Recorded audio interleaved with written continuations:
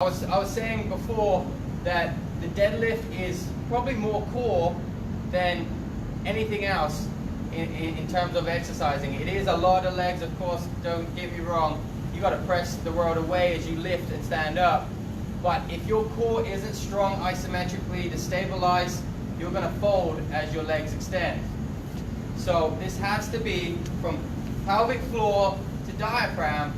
You want to draw a line, a plane, through those 2 points, and you want them to be parallel, and they don't change. Okay, you can tilt, and then still both lines tilt, but if this changes by flexion or extension, when you're loaded with weight, you're gonna have an injury. Okay, there should be just isometric contraction. Like I said before, if you do a plank, you shouldn't have sore abs from a sore low back from doing a plank. Okay, same thing with a deadlift. It's an isometric hold, and we're just holding that position. So, how do we do it? I talked about the weighted carries. Okay, we can walk around with a weighted carry. This is even more applicable to the deadlift because I'm using my forearms to hold on to this 35-pound plate. Okay, I can walk around and get that core isometric contraction as well as my forearm isometric contraction, which is going to translate great when I do a deadlift.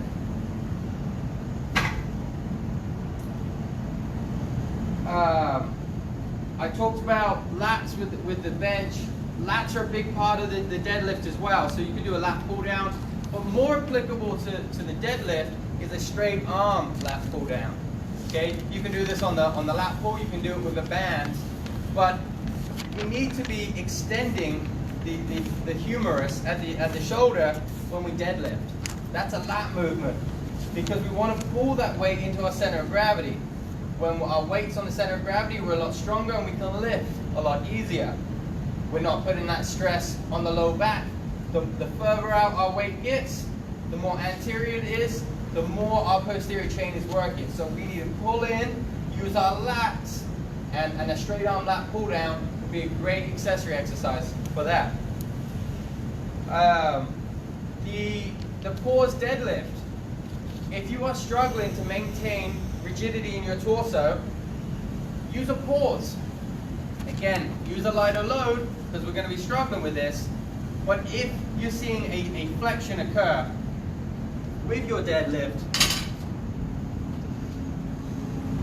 create a pause in it. Just a 1 second pause, lift, pause, finish. Lift, pause, finish. This is really applicable if you struggle to get the bar off the floor. If you are struggling and once the bar moves, you can continue the movement and you can always lock it out, but you can't get it off the floor. One of the keys to this would be to do a deficit deadlift. So you're just adding a little bit of height to your body. So I'm using a plate to replicate this.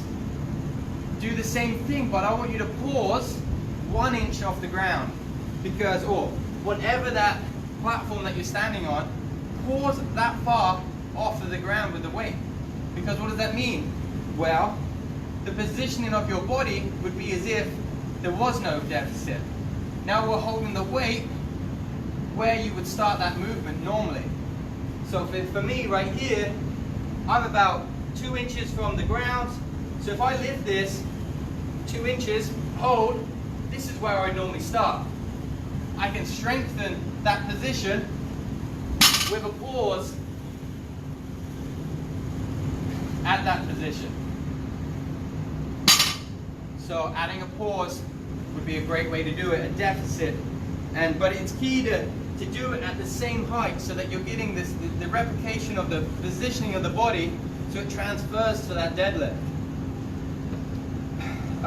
Bird dogs.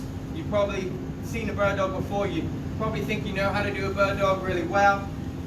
A couple cues that I'll tell you on the bird dog is a lot of people add way too much extension. Okay, sometimes that's the goal. We want to work anterior tilt. We want to work glutes and swing those legs up really high. Here's the example.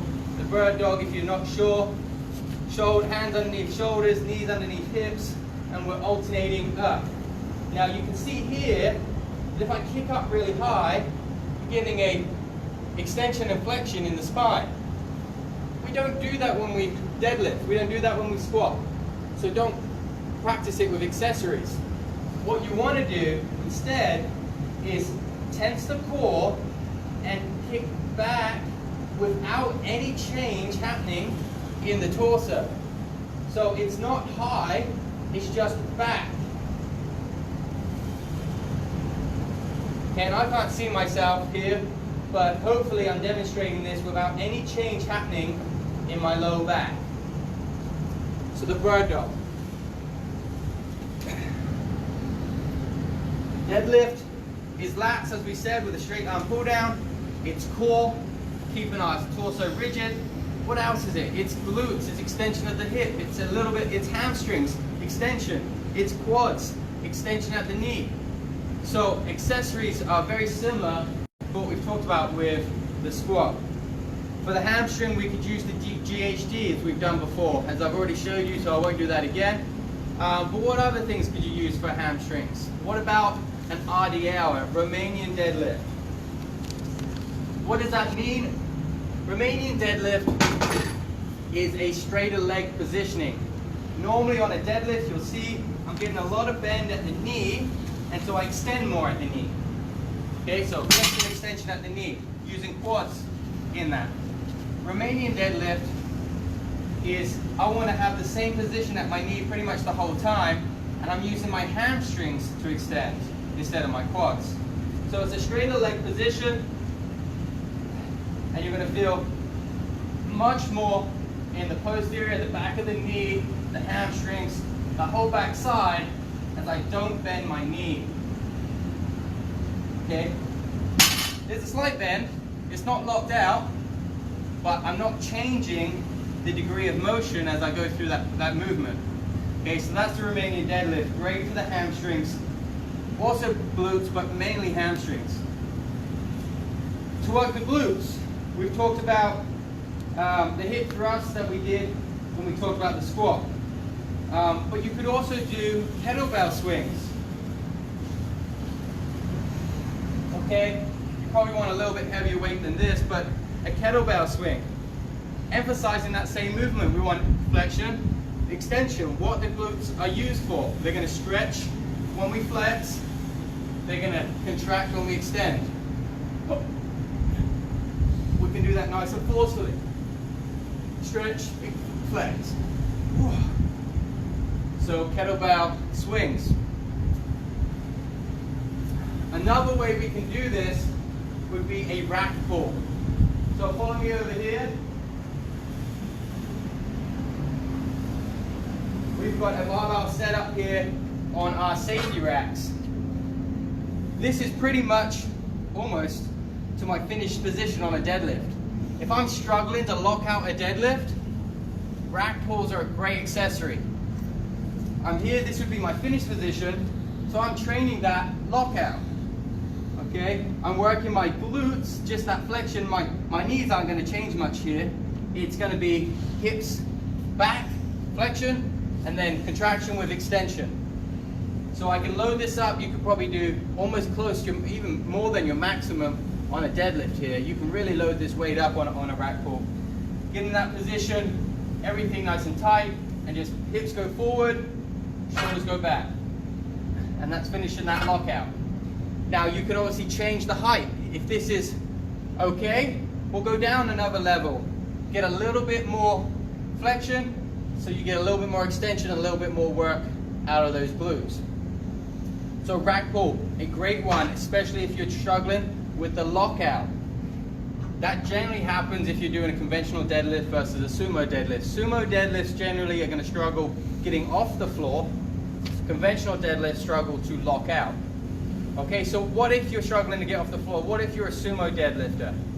Well, we've talked about it with the other lifts. Let's use the bands.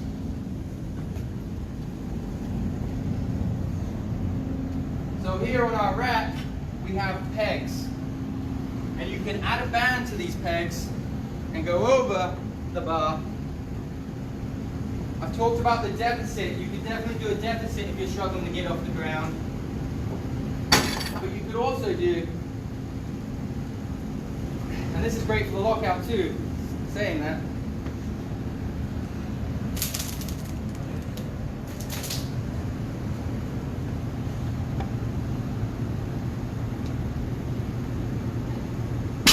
So another way that you can train, obviously it gets harder as you go up, it works that lockout position. And then the last thing I'll cover is the stability. I covered stability on both of the previous exercises, so I'll do one here for the deadlift. It's applicable to the squat as well. It's making sure that we get that good tripod positioning in our foot. So when we look at our foot positioning, we've got weight on our heel, weight on the little toe or the base of the little toe, weight on the base of the big toe. I'm using my hand, obviously not my foot, to show this. But we want to have even pressure at those 3 points on our tripod. What's an exercise that can really emphasize this to make sure that you're doing it correctly? Well, you can do it right here.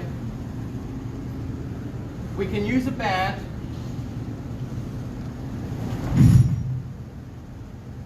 We can use a band and actually get your outside leg so that it's pulling your knee in.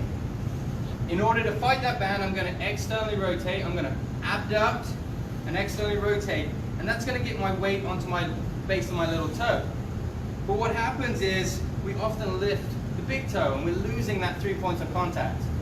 So an exercise that can make sure that you're doing this well is you can get another band, put it under that base of the big toe. Now as I push out, I have to maintain pressure on the base of the big toe. If I let go, the band lets go. So it's going to tell me, it's going to give me immediate feedback as if I'm losing pressure on the base of my big toe. Now, the exercise. Push the knee out, big toe down, backwards lunge.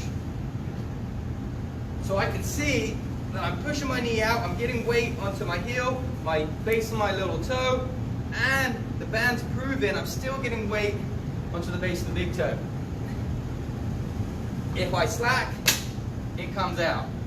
So that's a great way to prove and ensure that you're getting good pressure through all 3 parts of that foot.